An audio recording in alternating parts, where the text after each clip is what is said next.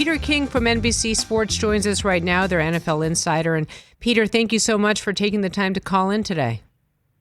Sure, Suzy. How are you? I'm great. I'm better than they are in Seattle, I think. I'd love to pick your brain on what you think is happening up there in Seattle with the Russell Wilson saga.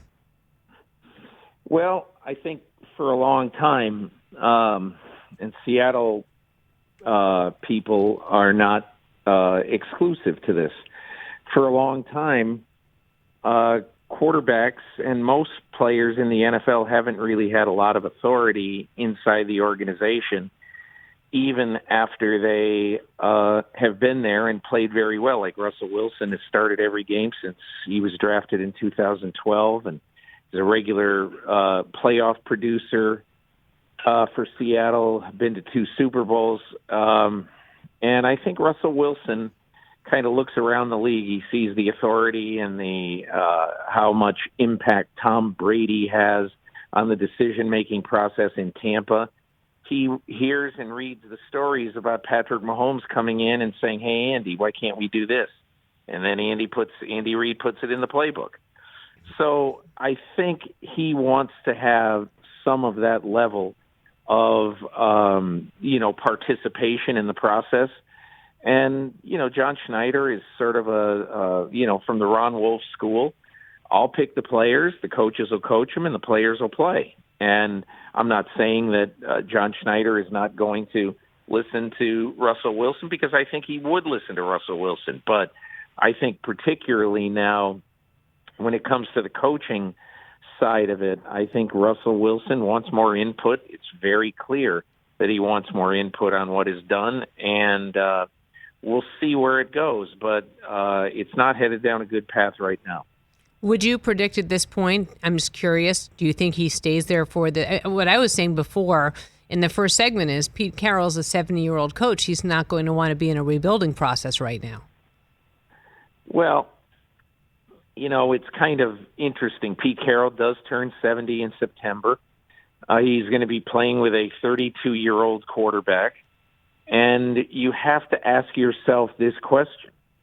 I mean, because it sounds like if we continue going down this road and it continues to be this way, that at some point Russell Wilson is going to turn into Deshaun Watson. Like, I'm not playing here anymore. And so I think if that happens, Seattle's going to have to make a decision. Do they want to, and they'll make it long before they get to this point. Who are they going to side with? Do they want to side with keeping Pete Carroll and starting all over at the quarterback position? And Suzy, as you know, the quarterback is an absolute total crapshoot in the NFL. And Russell Wilson was the 75th pick in the draft. And in 2012, in 2016, the first pick in the draft is gone. Jared Goff. And so that's why it is so, you have no idea who's going to make it, who isn't going to make it. So I guess I would just say that my gut feeling is that they're going to coexist this year. And then if it doesn't get any better this year, that maybe they have their Armageddon moment after this season. But I'm not saying it can't happen before this year either. Suzy Shuster, Peter King here on the Rich Eisen Show. Can we delve a little bit deeper into, out of curiosity, his choice of teams? Bears, Saints, Cowboys, Raiders. How do you make sense of that? I mean, it makes more sense in, depending on how Drew Brees wants to look at this season. Saints, Cowboys, we could see that. Raiders, Bears, what do you think, Peter? The Saints make all the sense in the world, because who wouldn't, if you're a quarterback, who wouldn't want to play for Sean Payton? Suzy, 2 years ago, in November of what would have been 19, I forget. No, it would have been November of 18. I sat in the quarterback or in the offensive meeting room Saturday night before a Philadelphia-New Orleans game. And I watched as Sean Payton and Drew Brees and the offensive staff sat there, and they went over every play in the offensive game plan. Brees saying, I like this, I don't like this, I like this.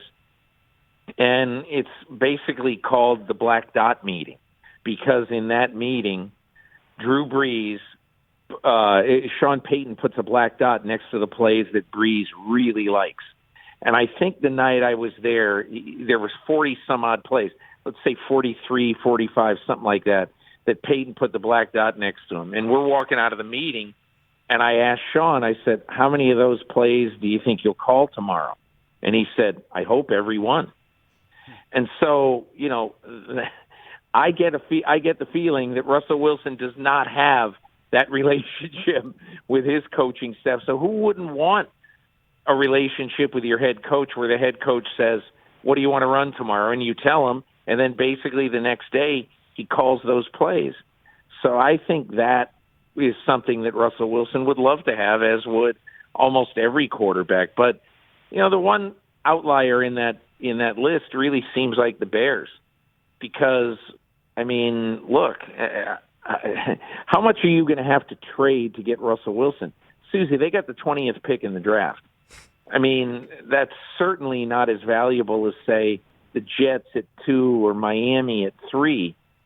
That's why that one really stuck out to me. Who are they going to? They don't have a quarterback to trade to Seattle unless they could get Seattle to take Nick Foles.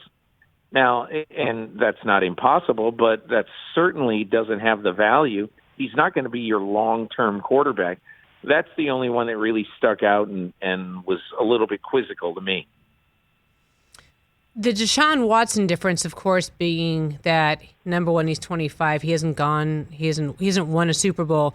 Russell Wilson, you just think it's been so long. They have won a Super Bowl. They've been back. I'm curious about the difference, and we'll segue into the Deshaun Watson side after this. But I get it. I think that it's hard for Russell Wilson at his age and with his stature. He sees these younger kids being listened to more than he is. And it could be something as simple as that. It's him just putting his foot down and saying, I want to be heard. Yeah, look, I think this is multi-layered. I think this has to do with the fact that he gets Man of the Year this year, which is great, and he's wanted to win Man of the Year for some time. But although he won Man of the Year, he goes and sits in Roger Goodell's box at the Super Bowl, and he looks miserable because he's watching Tom Brady at age 43 have exactly what he wants. Tom Brady having a say with Byron Leftwich and Bruce Arians in everything that they do. Tom Brady parachuting into a team with tremendous offensive talent. And Russell Wilson has got to be watching that game with a little sense of envy, saying, you know what, if I were in Tom Brady's shoes, I would have won the Super Bowl this year. And I'm sure a lot of quarterbacks could say that, but you know what? Russell Wilson is probably right. He could have won the Super Bowl with that supporting cast this year. But I think he just has a little bit of envy when he looks at a lot of quarterback situations around the league and sees things that he doesn't have. Let's move on to Deshaun Watson. Is this the strangest situation that you've seen in a trade demand so soon after a contract is negotiated and signed, for a 25-year-old kid to say, I'm not playing back? If you give us some perspective, have you ever seen something so strange? I really haven't. And, in the first 4 months of his new contract, Deshaun Watson made $28.1 million, which, dwarfs the money he made earlier, in the first 4 years of his career, nearly 4 years of his career. So, it is weird. It's very strange. And I don't think 5 years ago that I shouldn't say this. I'm not sure that 5 years ago that a quarterback he felt like he had been wronged by the owner of his team.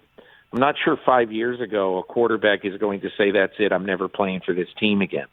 But quarterbacks are gaining the power in the NFL.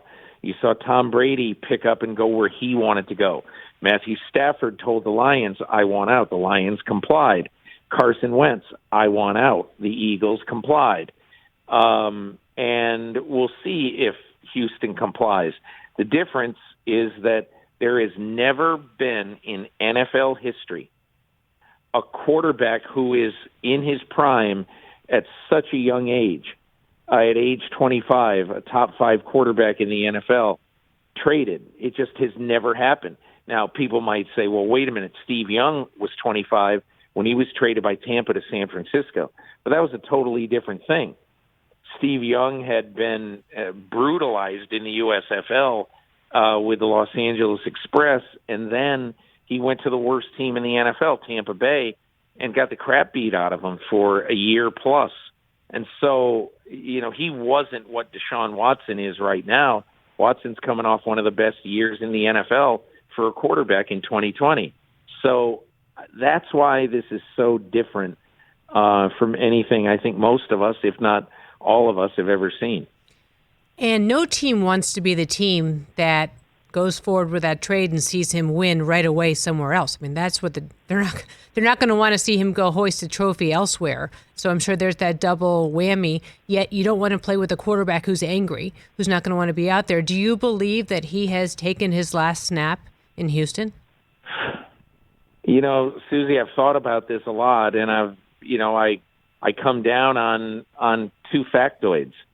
That Deshaun Watson has never had to make a decision like this in his life and stand there and get a lot of disdain thrown his way because everybody's on his side now. But at some point, I think that some of the feeling is probably going to go against him. He's a Boy Scout. He's a perfect guy. He's been a great player and a great Houston Texan.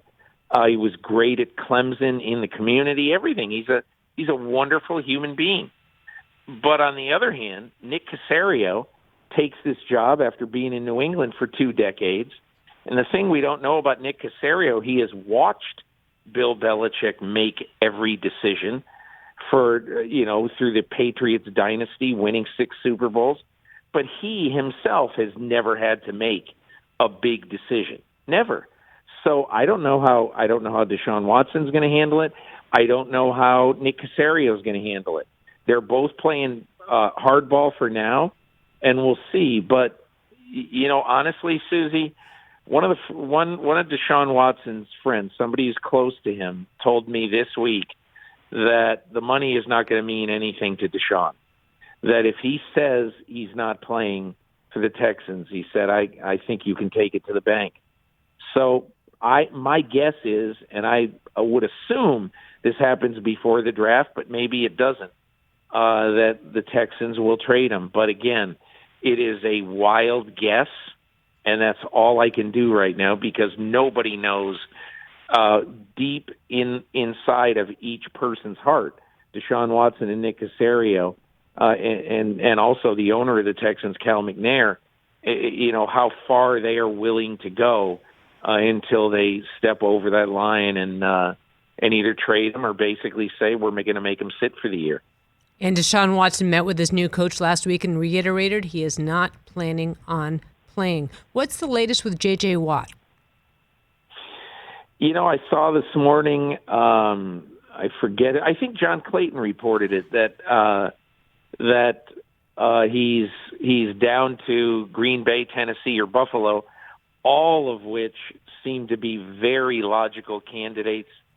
And I think if it comes down to money, he probably won't take Green Bay. But I think if it comes down to his heart, he would take Green Bay. I just don't know right now how seriously Green Bay is taking this. I know that I interviewed him a couple of years ago when Houston was practicing in Green Bay. And I'm telling you, this is totally bizarre for a 3-time Defensive Player of the Year in the NFL. J.J. Watt was starstruck practicing on the same grounds that he had watched his Green Bay Packer heroes practice when he used to come up and watch training camp when he was a boy growing up outside of Milwaukee. I love that story because it's so rare that a player actually acts human when it comes to that kind of thing, that he would actually take the time. I mean, it shows that other side. The thing about that day, what I'll never forget, is that he got this, and it's online. You can see it if you just Google, Peter King, J.J. Watt, Green Bay, you'd probably find on YouTube this NBC Sport, or maybe it's on NBCSports.com, this video I did with him, but it just, he gets this faraway look in his eyes like, this is one of the coolest days I've ever had in sports. And this was an August practice on the fields across the street from Lambeau Field in Green Bay, and people who have been there know it's outside the Don Hudson practice center that Green Bay practices in, and they have their training camp on these outdoor fields, and J.J. Watt was just thrilled to be there.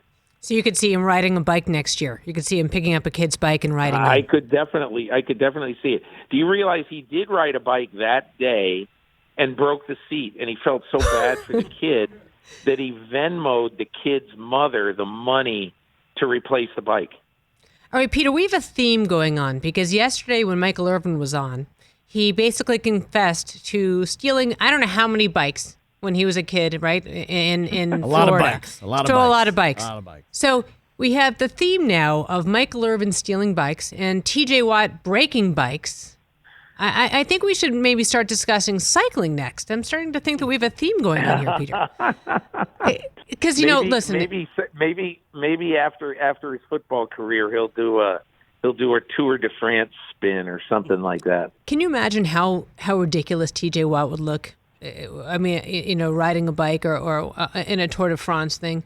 I think it makes. I don't know if I want to vision ridiculous. They'd have to get a pretty big bike. That's like the Jaws, though, right? They'd have to build a really big boat.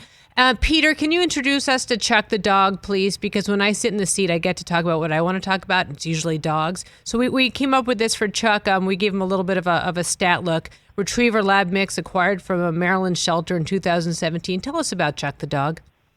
Well, Chuck is sitting here right now. He's waiting. I'm going to have a chicken sausage here for lunch in Brooklyn. Oh. And Chuck is very excited. Usually he'd be watching me as I would do a talk show, but today, because the sausage is being made, he cannot be bothered. But he's a good dog who barks too much, but he likes apartment living in New York.